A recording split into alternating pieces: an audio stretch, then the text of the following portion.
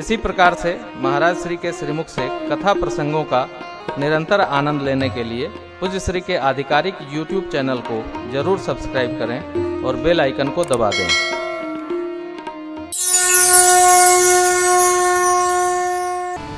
माँ भगवती पार्वती जी ने पूछा, शिव बाबा ने उत्तर दिया। प्रश्न क्या है? जो भरद्वाज जी का याज्ञवल्क्य जी से प्रश्न है वही माँ भगवती का प्रभु से प्रश्न है। राम जी कौन है?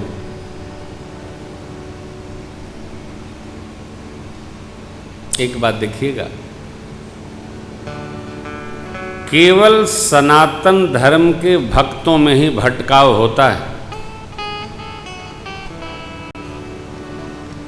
न ईसाई भटकते हैं, न मुसलमान भटकते हैं, न जैन भटकते हैं, न बौद्धिस्ट भटकते हैं, न सिख समाज भटकता है। ये सब मिला के हिंदू हैं, सनातनी हैं। लेकिन जो रामकृष्ण शक्ति शिव को मानने वाले हैं, सबसे अधिक भटकाव इन्हीं में है। भटकाव भी है, अटकाव भी है। क्यों? हम लोग जल्दी में बहुत रहते हैं, जल्दी मिले, कहीं भी सिर पटकने में हमको देर नहीं लगती। मैं आपको किसी संदेह में नहीं डालूंगा, क्योंकि मैं तो 9 दिन कथा करके चला जाऊंगा। मैं राम कथा करने आया हूं, लेकिन ये प्रार्थना अवश्य है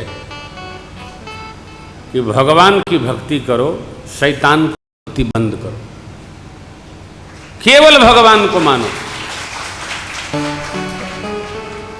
अरे बगल में तुम्हारा जन्म हुआ है, बांके बिहारी हो आए शरण तिहारी। जब तुम्हारे बगल में भगवान बैठे हैं तो क्यों अयोध्या भर भरा के जाते हो? भगवान ने तुम्हें जन्म दिया है वृंदावन मथुरा के बगल में, 1 घंटे में उतर के वहां पर चढ़ जाओ। लौटो जाके मथुरा वृंदावन, भाग करके काशी प्रयाग, सिर पटक बीमारी क्यों लगती है? भगवान सब जीवों को उसके पिछले जन्म की स्थिति देख करके उसी क्षेत्र में जन्म प्रदान करते हैं। ये पुराणों में वर्णन है। आपके अंदर भगवान कृष्ण और राधा जी के प्रति दृढ़ भक्ति उपस्थित होनी चाहिए। क्यों भेजा गया है तुमको बगल में? घर ही बिया तो साढ़ू का न्योता। अरे भाई कमाल के लोग हो, बगल में भगवान बैठे हैं, लड़का कोरा और गांव ढिढोरा।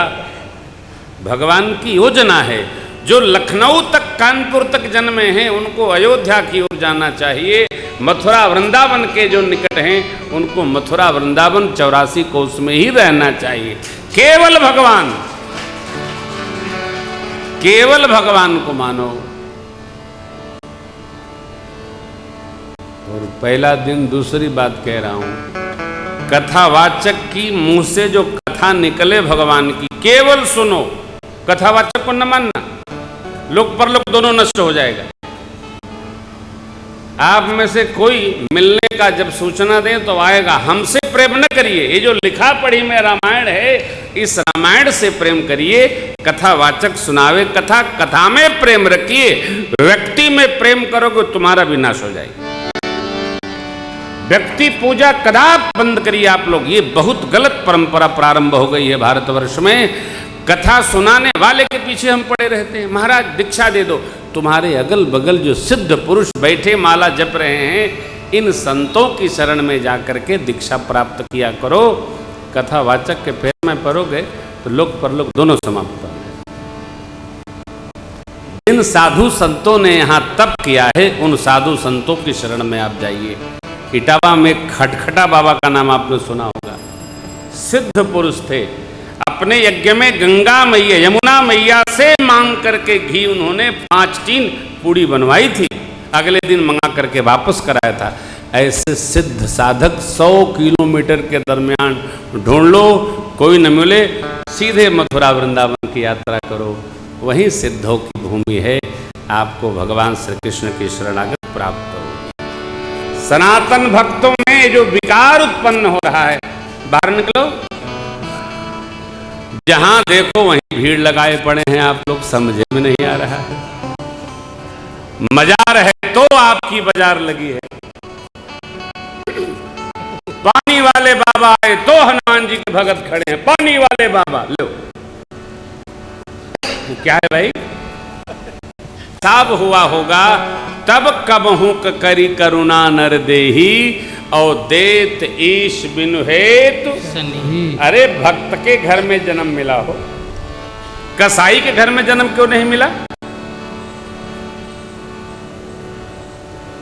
दिन रात जो पाप करते हैं उनके घर में जन्म क्यों नहीं मिला? हम अपने सौभाग्य का स्मरण नहीं करते, अपने दुर्भाग्य का स्मरण करते हैं, दूसरे के सौभाग्य का दर्शन करते हैं। मनुष्य के दुख का ये प्रधान कारण है।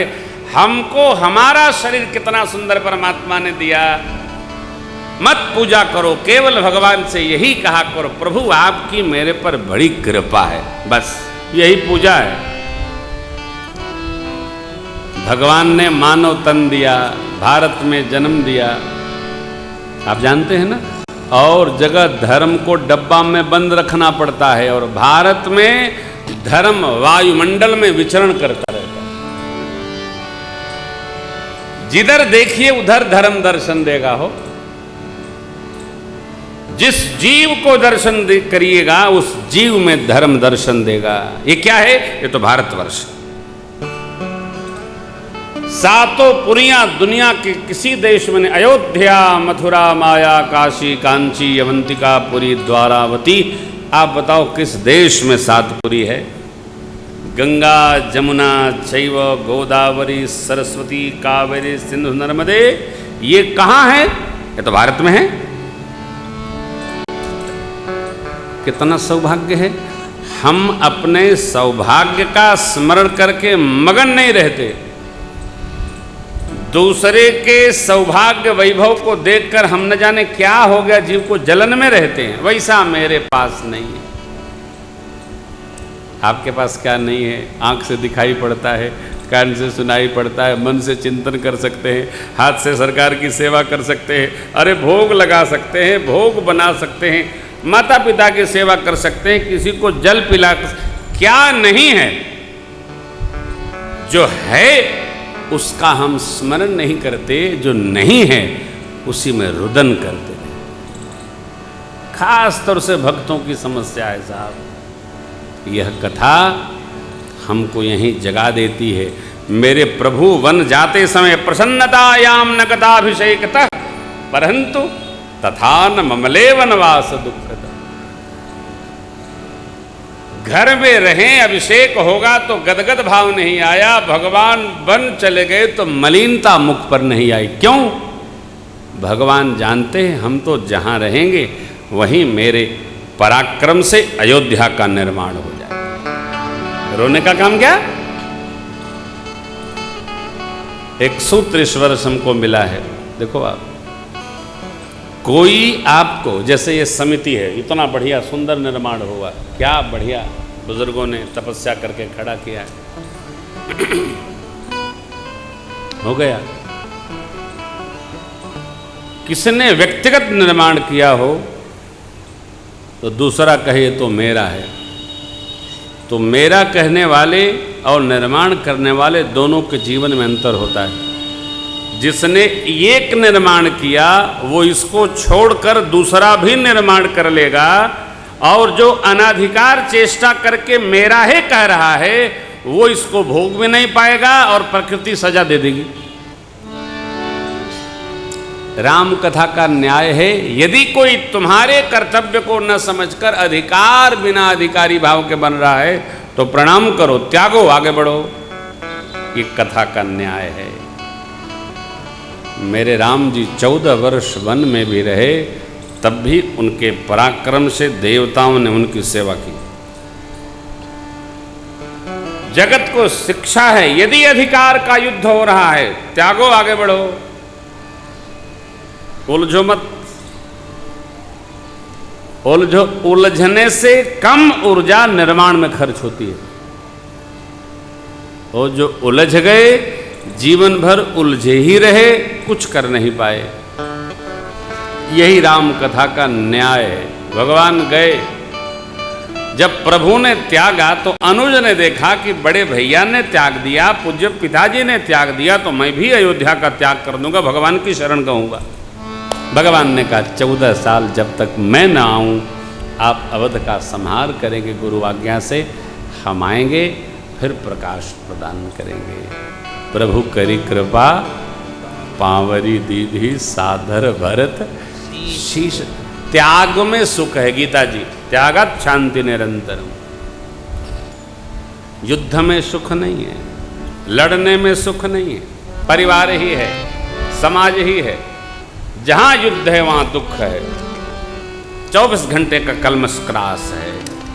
और मानस त्याग का शिक्षण देता है। आप तो सुनते रहते हैं प्रतिवर्ष महापुरुषों के श्रीमुख वचन।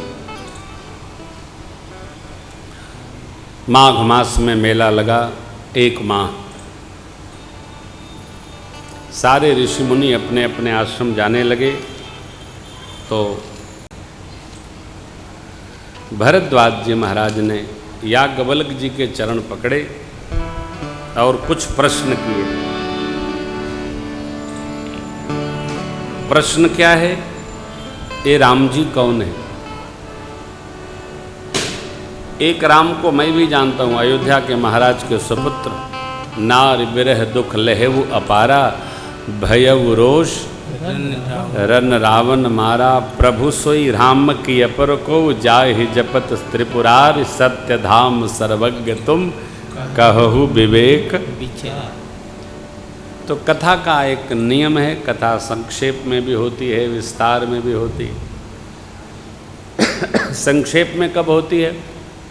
आपका जो प्रश्न था, जब श्रोता कथा बहुत समझने लगता है, लंबे समय तक कथा सुनता है, फिर कथा व्यास उसको संक्षेप में कथा सुनाना चाहिए। अरे प्यारे, योग वासिष्ठ में तो भगवान श्री रघुनाथ जी से गुरुदेव भगवान कहते हैं, राम अब आपका मौन प्रश्न आएगा और मेरा मौन उत्तर जाएगा। योग वासिष्ठ में गुरु शिष्य जब इतनी निकटता प्राप्त कर जाते हैं, दोनों में ऐक्य भाव स्थापित हो जाता है, तो शिष्य मौन प्रश्न करता है हृदय से, सद्गुरु का मौन उत्तर आता है हृदय से।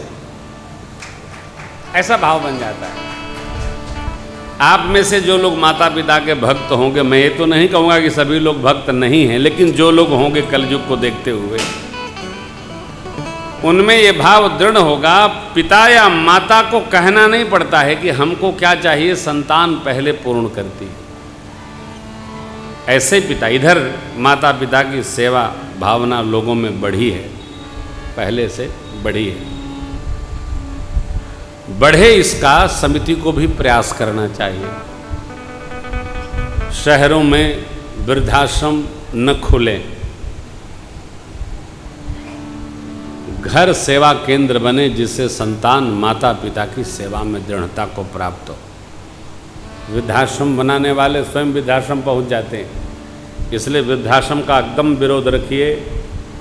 है तो बंद करिए, नहीं खोलना चाहिए। अरे भैया, बचपन में हमने जिसको सेवा प्रदान की, वृद्धावस्था में हम उससे सेवा की कल्पना भी नहीं कर सकते। ऐसे संसार का क्या काम? नहीं। हमको कर्तव्य का बोध रखना होगा, और सेवा ही परम धर्म है।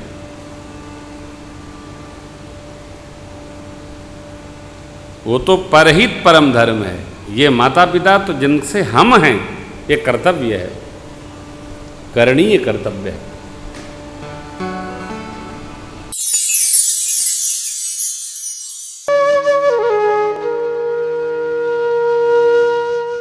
इसी तरह सुनते रहिए। चैनल को सब्सक्राइब करिए, बेल आइकन को दबा दीजिए और पुण्य अर्जन के लिए अपनों में शेयर करिए।